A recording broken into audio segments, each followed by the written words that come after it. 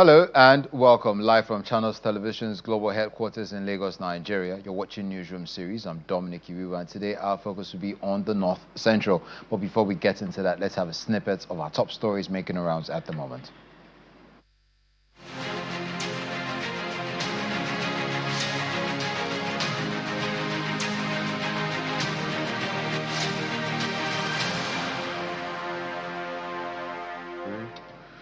Now, as the United Kingdom's working trip of President Tinubu continues on day 2, a high-level meeting was held between President Bola Tinubu and Keir Starmer, the Prime Minister of the United Kingdom. President Bola Tinubu was welcomed at the ever-familiar door of 10 Downing Street as conversations about the meeting between both leaders will revolve around bilateral discussions and is expected to culminate in the signing of various memoranda of understanding and agreements, which is included but not limited to trade, investments, defense and cultural corporations. In addition, the president is expected to witness the signing of a deal between the UK Export Finance and the Nigerian Ports Authority and Ministry of Finance aimed at refurbishing the Lagos Port Complex and the Tinkan Island Port Complex.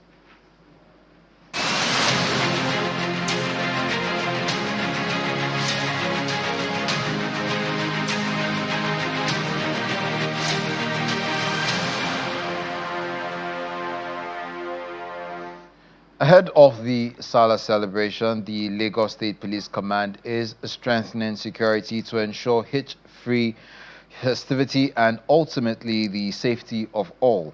Speaking exclusively with Channels Television, the Commissioner of Police, Olohundare Jimoh, explains that all officers and men, including plainclothes personnel, have been deployed to secure residents. We have done Operation Order to ensure that we cover all places of worship with enough deployment of police personnel and police equipment to ensure that people celebrate in peace.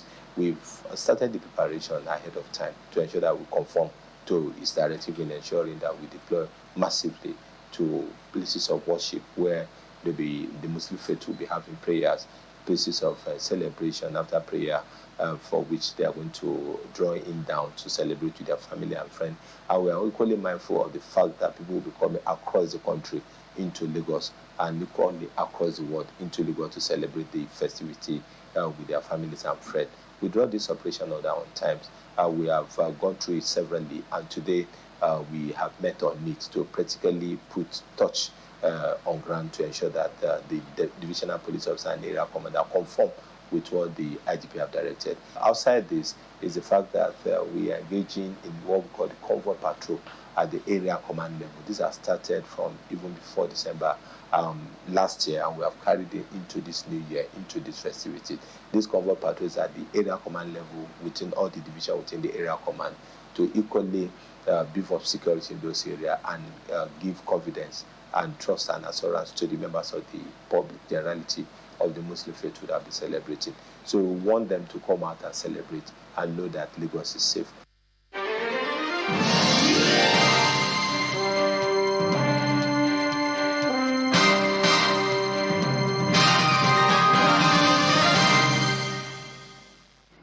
Now we start off in the Federal Capital Territory, where motor parks in the territory are experiencing low patronage as residents prepare for the Int'l Fitri holiday. The federal government declared Thursday and Friday, March 19 and 2026 as public holidays to mark the end of the holy month of Ramadan. However, commercial drivers and passengers are lamenting the poor state of the roads as well as the increased costs of transportation. Jabi Motor Park in Abuja is experiencing unusually reduced traffic, with very few passengers traveling for the Int'l Fitri holiday.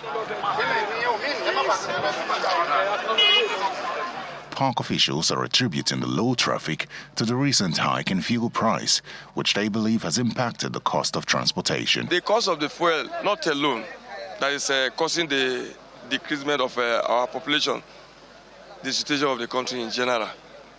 You know, everything everywhere is not affordable. That is why. The increment added to the previous difficulties. That is why you are seeing our people are not much in the park. You know, say now, before the fuel was not increased, but now the fuel was increased. So that is why we add the money of passenger. Supposing that they already increased the money of fuel. That is the reason why. But now, when after Salah, then even the price we put it, we can reduce small inside because we don't know say that during that time around we didn't have a lot of passenger. Commercial drivers and passengers are also not finding it easy as they complain about the deplorable state of the roads and the high cost of transportation. The transfer for the money for car from Sokoto to Abuja, the money is too much. Only one person, they carry one person almost 30,000 naira. What they call this price is too much. Before, how much was it? Before not 15,000. Yes. Now we don't add more, almost 15,000. I want to even urge the Minister of Works, Mr. David Umahi. We are begging him, pleading, because one thing I discovered in Nigeria is that, Nigeria, you give somebody contract. One thing that happened to us in Nigeria, when you give people contract, if you don't have supervision in anything you are doing in Nigeria, there will not be accountability. You understand? You give somebody road. That's why I like Minister of FCT, one of the best ministers in the whole world that FCT have ever gotten in Nigeria. When you reach that convoy, The Jabi Motor Park in Abuja is a hub for interstate travel in the nation's capital. It is usually a beehive of activities, especially during days preceding public holidays. However, the current economic realities may be impacting the activities at the park. The Kogi State's Governor, Mr. Usman Ododo, has urged contractors handling the proposed Zariagi International Airport project to strictly comply with all contractual terms to ensure the delivery of a high-quality project. Governor Ododo stated this in Lokoja, the capital of Kogi State, while handing over the contract documents to the Kogi International Airport to officials of China Civil Engineering Construction Corporation and Gamji Niger Limited. He described the airport project as a legacy initiative aimed at driving economic transformation and improving regional connectivity across Kogi State and beyond. National partners, government officials and key stakeholders are gathered at the government house in Lokoja for the official handover ceremony. Representatives of China Civil Engineering Construction Corporation and Gamji Nigeria Limited are on ground to receive the contract document for the construction of the proposed Zariagi International Airport, following a rigorous procurement process by the state government. The arrival of Governor Usman Ododo signals the commencement of the event as he exchanges pleasantries with the foreign partners before proceedings begin. We are here to present to you the award letters for the companies that have emerged from a very meticulous, a very proper, a very thorough procurement process, which you approved. Lot 1 is for the technical aspect of the airport, which has to do with the terminal building and the airside, one of the 3 aspects of the airport that I mentioned before. And that will be CCECC. Lot 2 will be handled by Gamji Nigeria Limited, which will be the perimeter fencing. While appreciating President Bola Tinubu for approving the airport project, the governor says that an airport in Kogi State is not a luxury but a necessity. He recalls historical records of aircraft landing at Kaba airstrip as far back as 1955, underscoring the long-standing need for air connectivity in the state. Kogi State, let me tell you, the first airplane that landed and touches ground in this country is here in Kogi State. And if that state is not having an airport, it's an indictment to all of us, not only we the people of Kogi State, but the entire people of this country. We don't forget history. I thank Mr. President for his approval for us to have a very standard, world-class international airport. Governor Ododo also stresses the importance of quality delivery warning that substandard work will not be tolerated while assuring contractors of prompt payment upon satisfactory completion. We need to offload or offtake the pressure on our international airport in Abuja. We need to reduce that pressure. So we are available here so that any time you're coming from China and of course across the world, if Abuja is choked, it is just a diversion. You will land here. Following his remarks, the governor formally presents the contract document to the representatives of the two firms. In their separate responses, the contractors pledged to deliver the project in line with international standards. The Kogi State International Airport project is a major project of great significance to the future of the state. It will strengthen the connectivity, promote investment, support business activities, create employment opportunities, and open up Kogi State for greater economic growth and development. Today marks a critical milestone for Gamji Nigerian Company Limited following a comprehensive and competitive procurement process. We are all here to celebrate not just the formalization of the contract, but the beginning of the strategic partnership. I want to give a special thanks to our amiable, future-oriented, and due process governor for bringing this development to Kogi State. The formal handover marks a significant step in Kogi State's infrastructure drive, with expectations that the airport project will open up economic opportunities, enhance connectivity, and attract investment to the state and beyond. Congratulations, Gamji. Congratulations. And now to education. The Benue State Governor Hyacinth Alia has reiterated his administration's commitment to improving education standards in the state to meet global competitiveness in the fast global economy, with graduates from Benue tertiary institutions doing the state proud. Governor Alia, who is represented by the Director, Center for Research Management, Moses Oshiro, Adasu University Makurdi, Professor Paul Angaha, at the state-owned university recognition dinner for the best graduating students from the Nigerian Law School 2025, winning all 18 award categories, charged education managers to sustain the reforms for better learning outcome. Education stakeholders and government officials gather at the auditorium of the School of Health Sciences, Moses Odiho Adasu University, Makurdi, formerly known as Benue State University, to celebrate the institution's achievements 33 years after its establishment. Deans, our directors, our honorees. The big win this time, a graduate from its Faculty of Law, Benedict Ushahemba, emerging the overall best student at the Nigerian Law School 2025, carting away all 18 award categories. The pioneer dean, Faculty of Law, provides a background to the foundation laying of the institution 33 years ago. When Professor Aywa introduced me to Cyprian Okonkwo, Professor C.O. Okonkwo, as the Dean of Law, Benue State University, Okonkwo was surprised that there is law in Benue.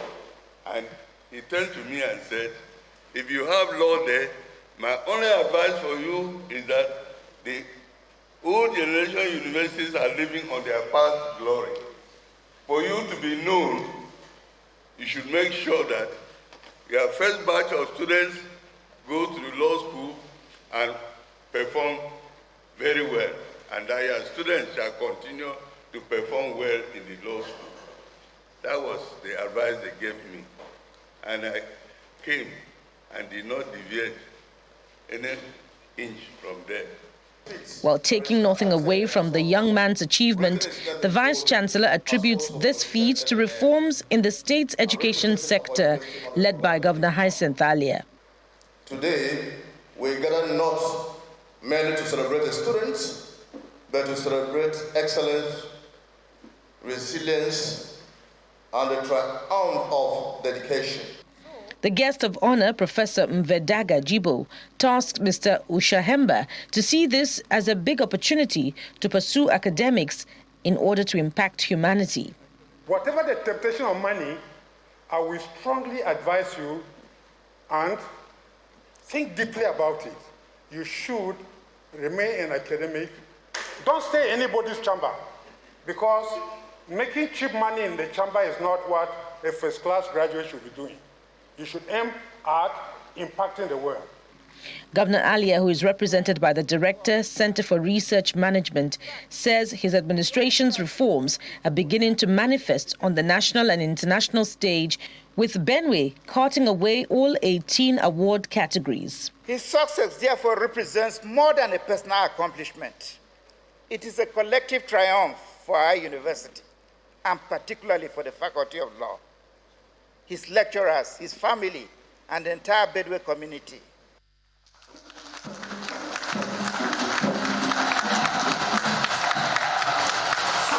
And for the man of the moment, sacrifice and hard work were the prerequisites for success. The fact that the university has actually recognized me and has gone lengths to actually organize a very good reception like this for me. So I really feel honored, I feel happy, and I feel kind of privileged. The state government says this achievement is the manifestation that its reforms are working, with a promise to do more to reposition Benue State as a hub for human capital development. The Plateau State's Governor Caleb Muftwang says traditional rulers remain a critical part of the leadership structure of modern society and must continue to be strengthened to support peace, stability and development at the grassroots.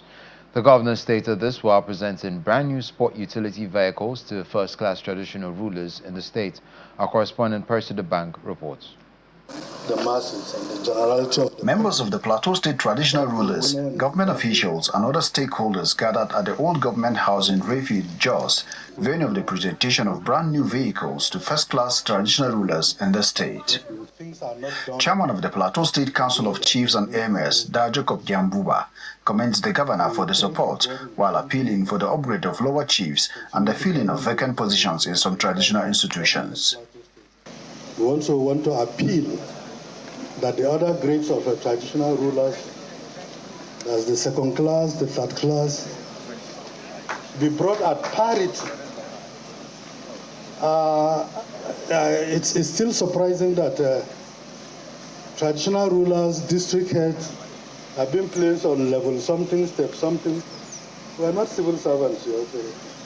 In response, the Commissioner for Local Government and Chieftaincy Affairs, Ephraim Usman, says the administration is making progress in resolving long-standing chieftaincy matters.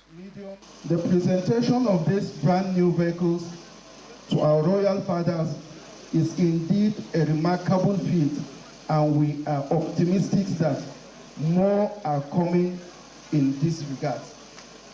The gesture by the government, I believe, will ginger you to do more in performing your responsibilities.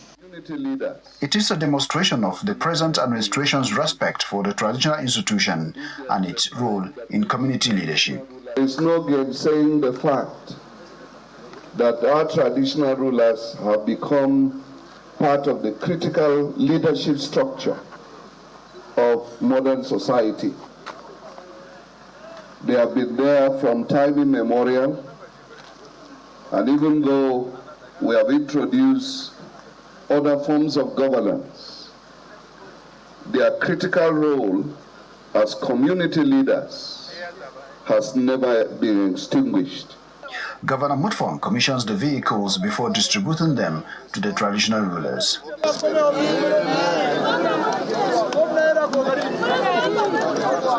The initiative, carried out in collaboration with the 17 local government councils, is part of a broader plan to improve the welfare and mobility of traditional rulers across the state.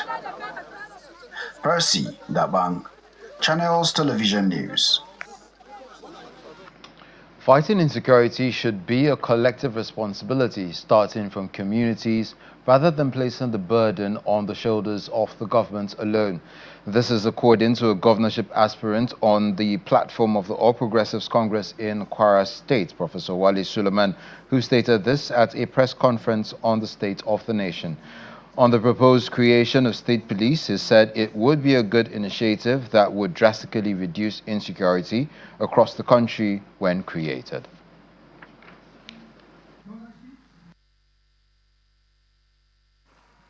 level of tackling the insecurity issues. Everything starts in the community. So if you look at the political structure of the ward, local government, the senatorial district, how do you see security strategy should start from the community? In developed world, they talk about community watch. So we need to, we all know who the bad eggs are in our community. So we need to tackle it from community level and get all hands on deck. I'm very excited about this issue of state policing. I think it will bring security strategy and implementation down to where it ought to be. And I think that will help a lot.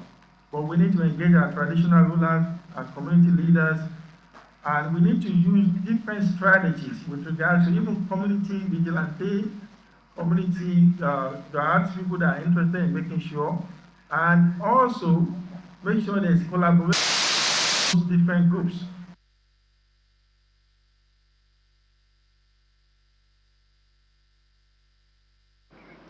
Now, ahead of the 2027 general elections, the Kogi Progressive Stakeholders Forum has inaugurated the 10,000 grassroots mobilizers for the re-election bid of President Bola Tinubu.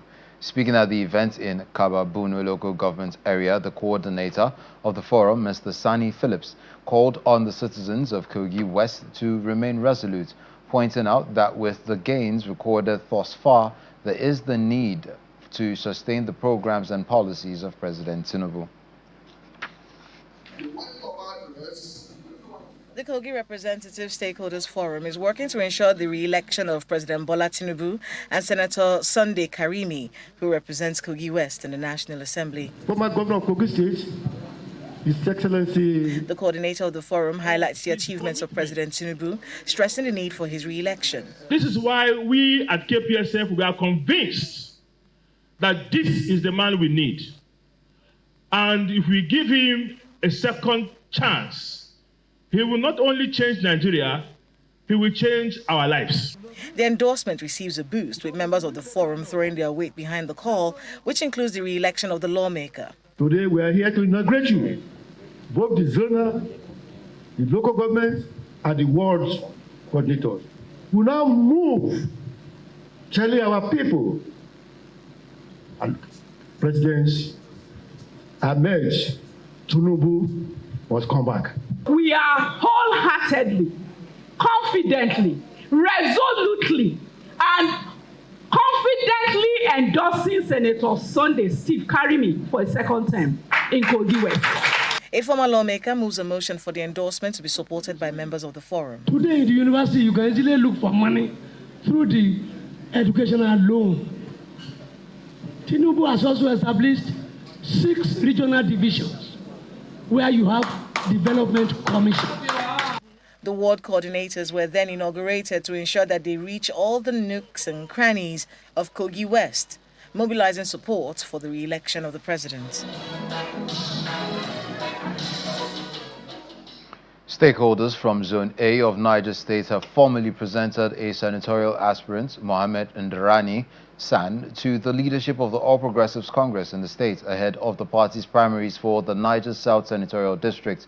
The presentation was carried out by a coalition of stakeholders and youth groups from the zone who described Ndarani as a capable leader with a strong commitment to public service and grassroots development. Speaking during the event, the stakeholders said Mohammed Ndarani, a senior advocate of Nigeria, has consistently demonstrated dedication to the welfare of the people through advocacy and support for issues affecting the masses. The coalition appealed to the leadership of the APC in the state to ensure justice, equity and fairness during the party's primaries. He's a grassroots interventionist as far as development is concerned. Go back to his community. He built primary school for them. He gave them potable drinking water. He built a mosque for them. He has a house there. Apart from that, he's a legal luminary whose influence has been felt across the country. He's a person of civil society organization.